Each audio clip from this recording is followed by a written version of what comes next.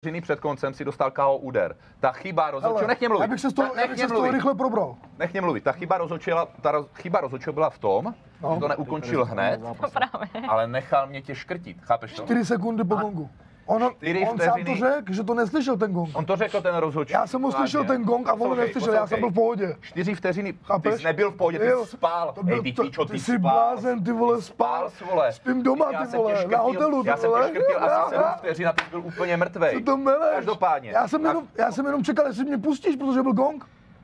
Jo, aha. Já jsem na to čekal, já jsem byl hned v ready, já bych vstal. Vidíš ty sekuriťáky, jak se za mnou smějou, jak to nemůžou vydržet. Ale to jsou tvoje keci, nikdo se nesměje, všichni na tebe koukají a čumí, co bude.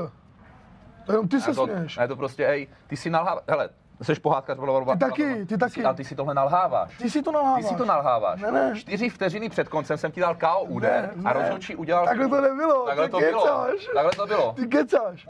4 sekundy